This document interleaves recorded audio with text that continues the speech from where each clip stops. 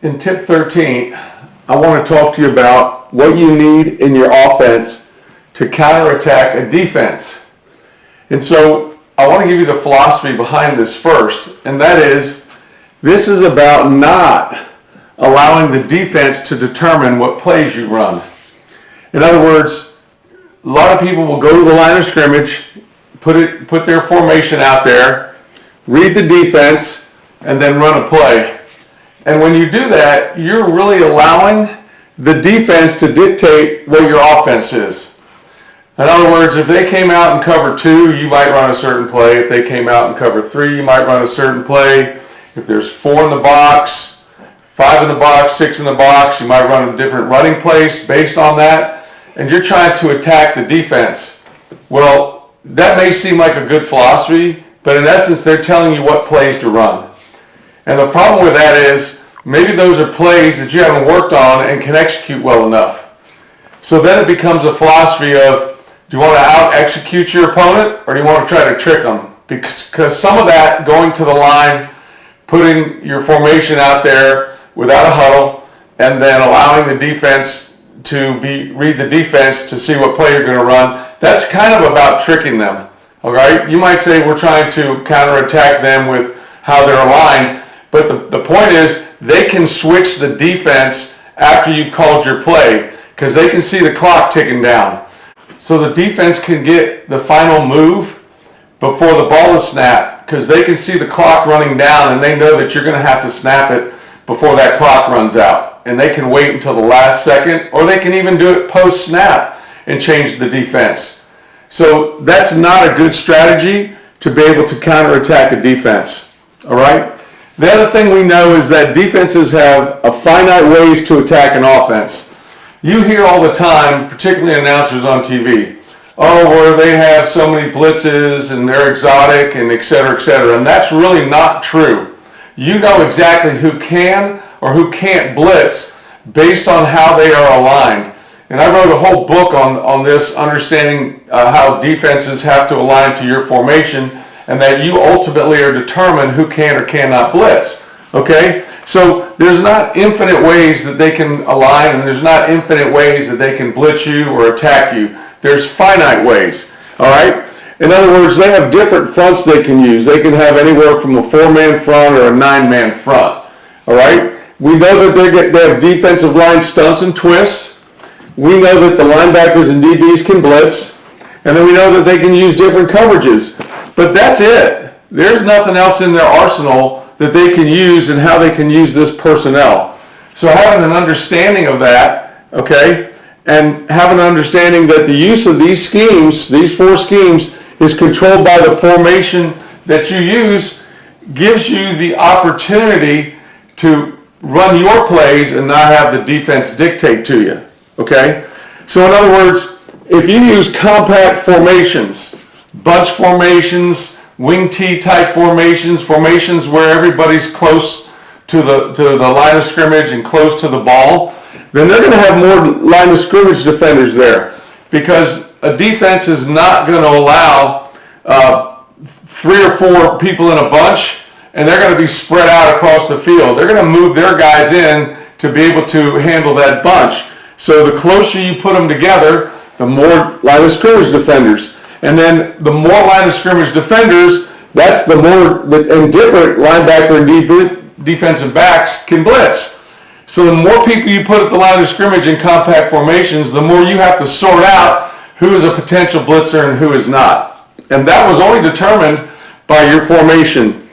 If you have a spread formation, you're going to have less line of scrimmage defenders because more of the defenders are going to have to spread out. If I put 2 receivers out to the left and 2 to the right, at least 2 defenders have to go, and most of the time the defense wants to have 1 number advantage, so it's going to be 3 out to the left and 3 out to the right, and so we know there's only going to be 5 in the box, all right? And then when you have the spread formations, there's going to be fewer linebacker and DB blitzers, meaning it's easier to identify who can or might blitz and not blitz because they're spread out and your quarterback and your lineman can see the blitzers a lot easier. But when you have spread formations, you're obviously more vulnerable to more coverages, okay? But notice what we're doing here.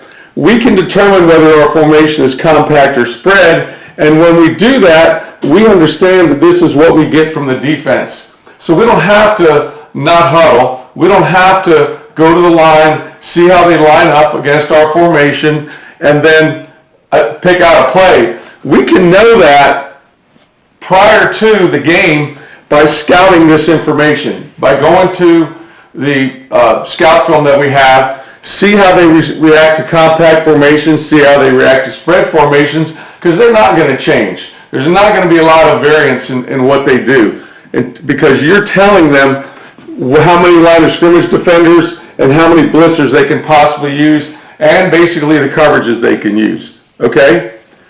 So what we want to do then is we want to know what your formation gives the defense to align and defend. We do not want to have the defense dictating to us, okay?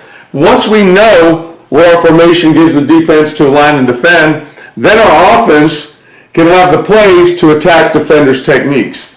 And that's what this tip is about. It's going to be a sequence list of what do we need in our offense and why do we need it in there based on what the defense is capable of doing against our formation. And then once we know what our formation is giving the defense to be able to do, then we have the plays that we have practiced and executed to be able to attack them without having to wait for them to align and then read them and then try to run a play that their defensive alignment has told us to run.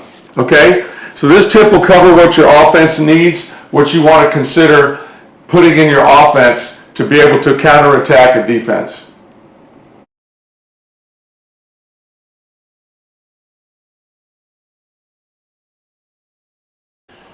Tip 13 is going to be done in a series of 14 separate videos that you can follow in order, or you can just go randomly to see whatever topic you'd like more information on. And what I'm going to talk about in tip 13 is what an offense needs. In other words, the defense is going to present certain things to you, and you have to have things in your offense that will be able to attack and neutralize what the defense is going to do to you. All right? These are 14 things that I have coached against and experienced and put together offenses for over 30 years. So I knew that when I saw what the defense was going to do, I had something in my offense to be able to neutralize their attack to my offense. So what those are is this. The first one, in situations 1 through 14, the first one's going to be if you can't run up the middle because the defensive tackles are too good, then you need pin and pull blocking schemes like counters and traps. The second thing is if you can't run outside because the defensive ends are too good, then you're going to need midline runs, A and B gap runs. In situation 3, you can't handle defensive line stunts and inside linebacker blitzes. So you're going to need inside and outside zone runs to be able to handle those. And then in situation 4, you can't run the ball. Their defensive front is too good. So you need a short passing attack, what I call my shows. And shows is an acronym for be able to throw slants, hitch, out, whips, and seams. You have to be able to do that if you can't run the ball because their front's too good. Situation 5 is you can't roll out pass because the defensive ends are too good, meaning they've got some 5 techniques or some ends that are up the field and they're really good. So you're going to need a drop back passing game. In situation 6, you can't drop back pass because their pass rush is too good. Well, that's when you better have some rollouts and some play action passes in your offense to counter that. In situation 7, you can't handle outside blitzers. So against outside blitzers, you need to be able to throw screens, and then you need to be able to throw the shows routes again, which are those short pass routes to get the ball out of your hand quickly versus that. And number 8, you can't handle 6 at the line of scrimmage in the A gaps. When they walk 2 linebackers up and they've got 6 and they've got every gap covered, you need to go 6 guns, which is a blocking scheme that I'll explain to how to handle people in the A gaps and 6 across. Or you need to go empty because they have a hard time doing that when you're an empty. They have to take people out of the box to be able to cover your guys. In situation 9, you can't handle disguised blitzes, okay? Well, the easiest way to read the defense and to get rid of disguise is to go empty, so you need an empty formation. In situation 10, you can't handle being down by 14 points because you don't have the offense to come back. That's when you need to have scripted series, whether it's a three-play script, a 5-play script, and then you need to throw it every down. And I'll explain to you that when you throw it every down and you're down 14 points, how that works in your favor to be able to come back. And it puts the defense actually at a disadvantage when you do that. In situation 11, you're going to need a 2-minute drive. And I have a specific 2-minute drive that I call Rangers. So when I yell Rangers, they know exactly what the plays are, what the formation are, and we don't huddle and we just go straight down the field. In situation 12, you're going to need a 4-minute offense, and that is to be able to kill the clock, and I call that runs to win. So you need a runs to win period. You're also going to need, in situation 13, a last play of the game, so you have one play to win the game, and that's typically called the Hail Mary. And then, of course, in situation 14, hopefully you're going to win some games, and you're going to need a victory formation. So these are the situations that can come up that a defense can do to you or that your offense will be in that you need to have a plan for and you need to be able to structure it in your offense.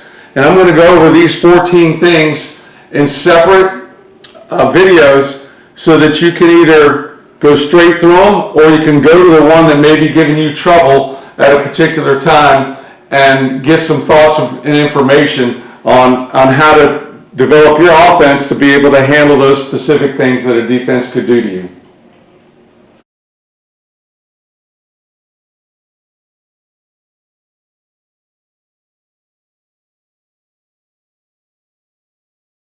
So in situation 1, we are having trouble running up the middle, I mean between these A gaps, because what's happening is these defensive tackles are really stout. And they're coming off the ball, and they're basically grabbing our offensive linemen, separating from them, and they're reading, reacting in their gap control really well. So these guys are maybe pretty much better than us in terms of the physicality that we can impose on them because they're hard to knock off the ball. So when they're playing this kind of come off the ball, grab the lineman, and read and react to it, as opposed to running up the field, then what we want to do when we can't run up in these A gaps is we want to do pin and pull type things. Okay? So our attack becomes pin and pull. And in this particular instance, I'm going to draw the counter, which is the offensive guard and offensive tackle pulling. Okay? So here's what we would do when we have 2 stout defensive tackles. We're going to run our counter to the shade, so because there's a nice hole here that we can run right at this will linebacker. So what we're going to do first is this center is going to snap the ball, and then he's going to take a step with his right foot, and he's going to point and aim right at the inside armpit breastplate of this 3 technique, or this defensive tackle. And so that's his aiming point with his eyes, and that's where his headgear is going to go on that 3 technique. He's going to step nice and flat because we know that this 3 technique is going to step up the field to engage. So we can even draw this where he's going to step here because that 3 technique is going to step up the field and be in this position. But he's going to aim at the inside armpit breastplate of that 3 technique. And he's going to allow him to stay in this gap. That's the gap that he wants. We know that when the center engages him, he's going to try to fight hard to stay in that gap. So we're good with that. All right?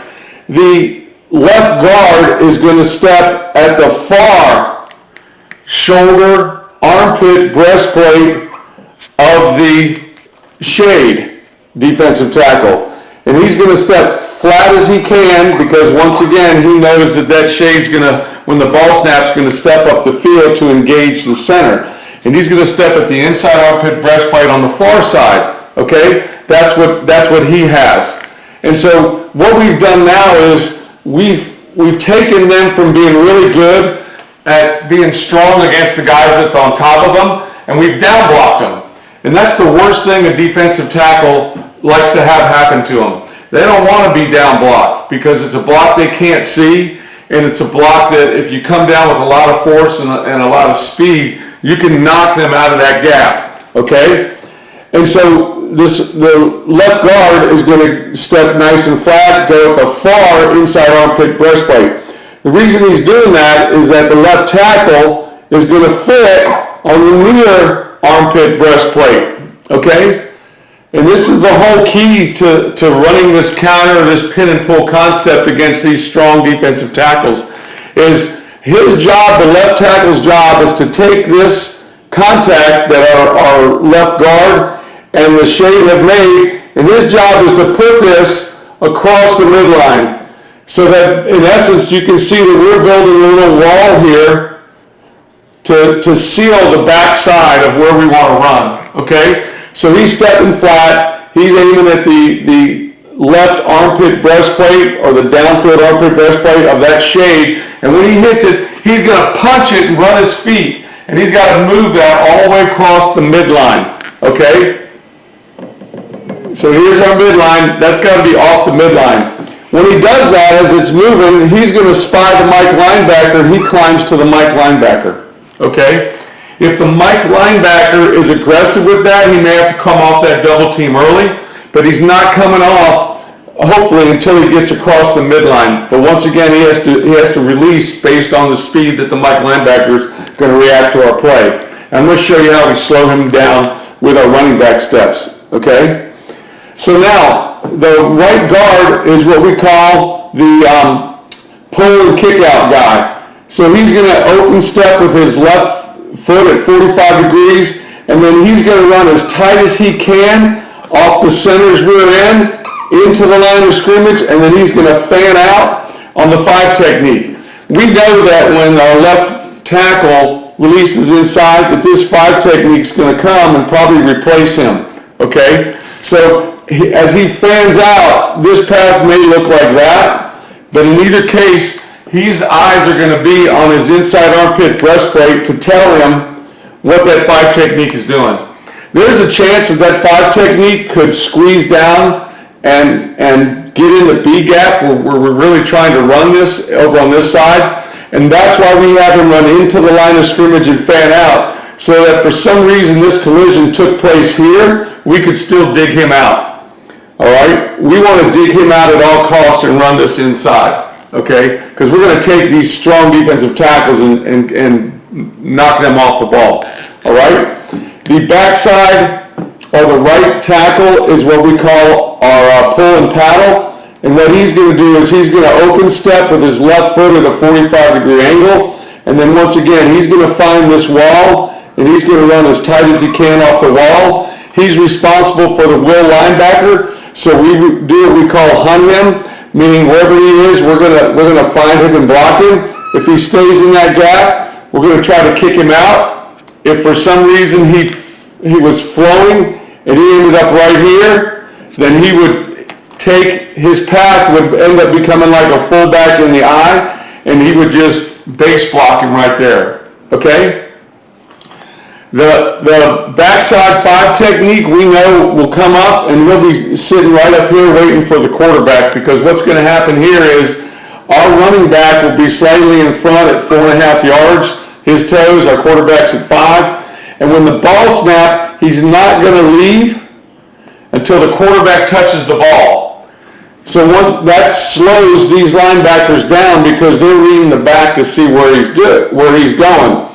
So the quarterback touches the ball, he's going to shuffle over to the near foot, and then he's going to head straight downhill on the midline, and he's going to read that. If we get this, when we get this shade technique off the midline, he should be able to run right up the midline.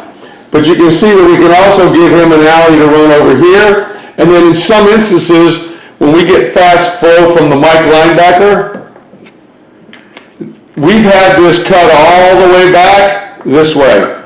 So we can give him 3 tracks, 1, He could run straight down the midline too, or he could cut it all the way back. All right? But the essence is we've got a play that we've been able to pull, pin and pull, using a counter with our offensive guard and offensive tackle, and not strong defensive tackles that are really stout up in here, and we can't knock off the ball by running straight at them and having the guard and the center try to knock them off the ball and move them.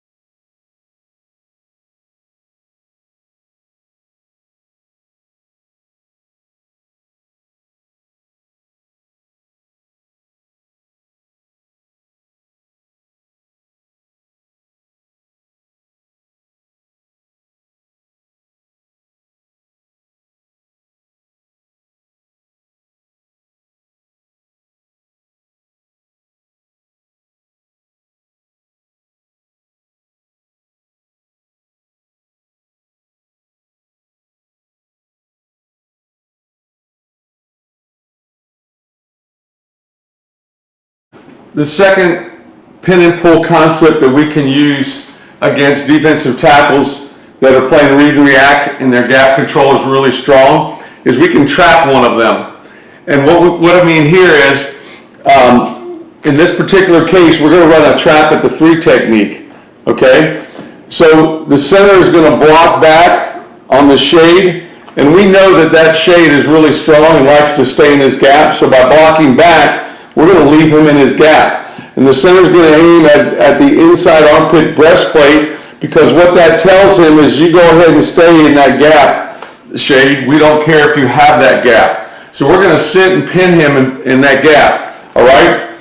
And then the right guard, he's going to step flat, and sometimes we have him touch this shade, so that tells him how flat he needs to go, and he's going to the real linebacker, okay? And his job is to seal that real linebacker so that he can't come over to the midline, okay?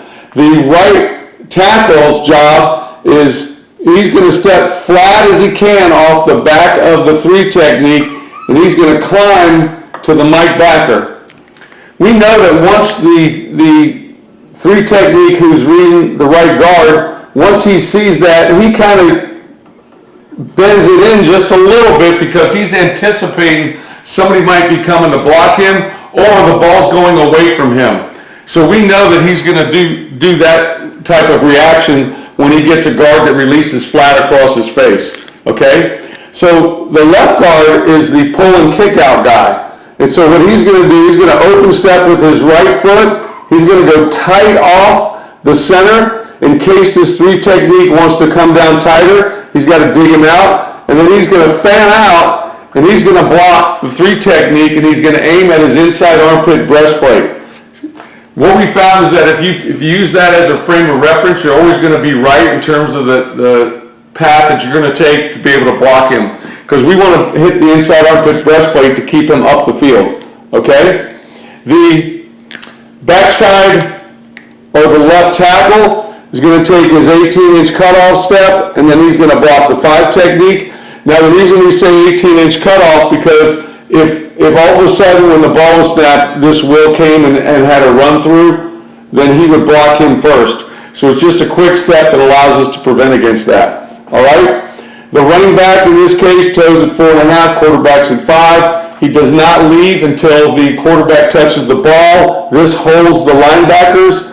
And then when the ball snaps, he'll shuffle over, and he's going to head downhill, preferably as tight as he can off the midline or tight as he can off this block. When he gets to this level, and our goal is to get him 2 yards across the line of scrimmage before he's contacted, then he can read it, and he might cut any one of these couple places. We can had him bend it all the way back. So we've now given him 3 possibilities based on how the second level might read this, okay?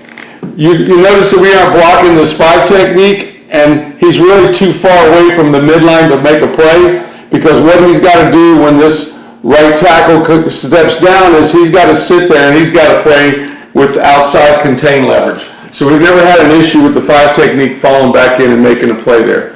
If we do, then we're just really slow in terms of getting the backup into the line of scrimmage. So this is the second way against defensive tackles that are too strong, playing the read and react gap control, to be able to use a pin and pull concept to counter attack strong defensive tackles.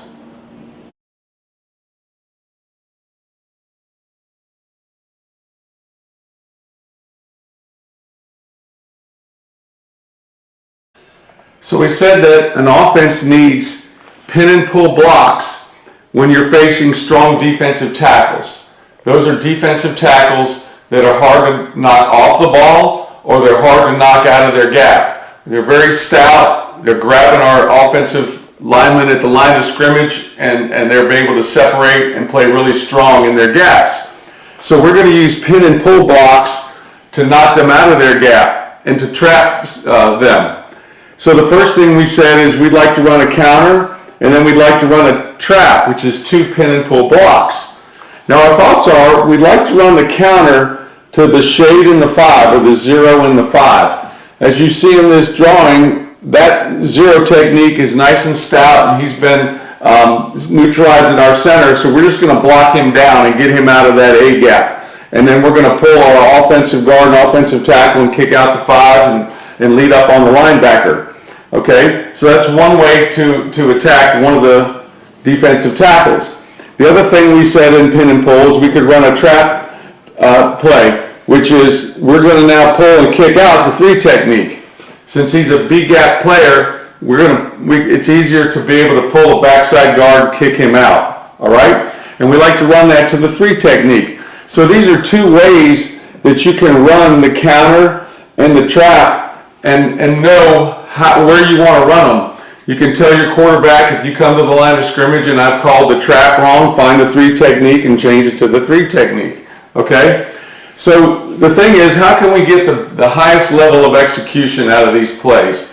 And I have some thoughts for you after having coached and called offense for 30 years and coached offensive line for 17 years.